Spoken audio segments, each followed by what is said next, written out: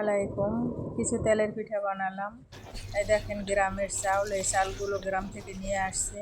আমি আধা ঘন্টা আগে ভিজিয়ে রাখছি, আসলে তাড়াহুড়া করে বানাইলাম। দেখেন কত ভিজছে আসলে। আর দেখেন গ্রাম থেকে একটা গুড় নিয়ে আসছে, তালের গুড়। তালের গুড় কার কার পছন্দ জানাবেন। দেখেন কত সুন্দর আসলে। গ্রাম থেকে যে গুড়টা কেনা হয় এই গুড়টাই আসল পাওয়া যায়, কিন্তু শহরে আসল গুড় পাওয়া যায় না। তা গ্রাম থেকে এই গুড়টা নিয়ে আসছে, রাত 11টা বাজে নিয়ে আসছে।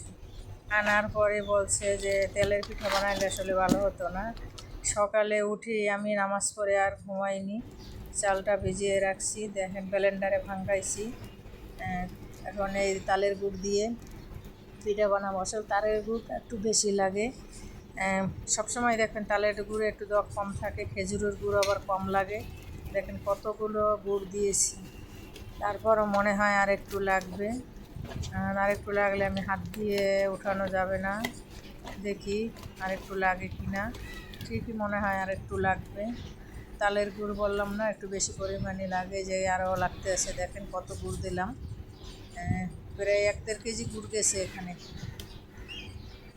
তাও আলহামদুলিল্লাহ, দেখি পিঠা হয় কিনা। এত তাড়াহুড়া করে পিঠা ভালো হবে কিনা জানি না, দেখি বানাইয়ে কেমন হয়। আর কার কার তালের গুড় পছন্দ, আর তালের গুড় দিয়ে এভাবে পিঠা বানানো। একটু জিরার গুঁড়া দিলাম, আমরা কিছু আলাম জিরা দিয়ে দিই এখানে, কিন্তু আজকে আমার আলাম জিরা নেই ঘরে।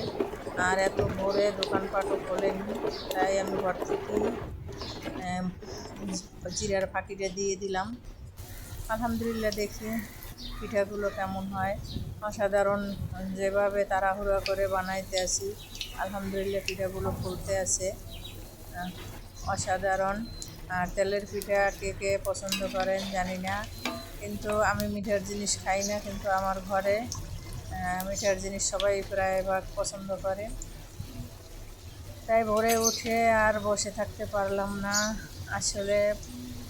একটা জিনিস খাওয়ার কথা বললে একজনে, আমি মনটা অনেক আমার কুচু করে কতক্ষণে খাওয়াবো।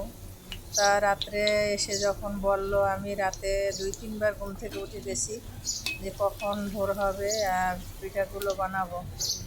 আসলে সকালে উঠি আলহামদুলিল্লাহ 8টার আগে আমার পিঠাগুলো বানানো শেষ।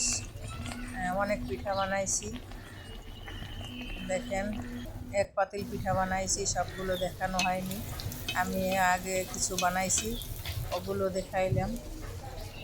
অসাধারণ, দেখেন প্রথম দিয়েছি ওই টাইমে পিঠাগুলো তেমন ফোলেনি, পরে দেখেন পিঠাগুলো কতটা ফুলছে, এই যে ফুলে টুপো হইতেছে, দেখছেন কত সুন্দর ফুলতেছে। এই যে 1 পাতিলা পিঠা বানাইছি, আলহামদুলিল্লাহ। দোয়া করবেন সবাই।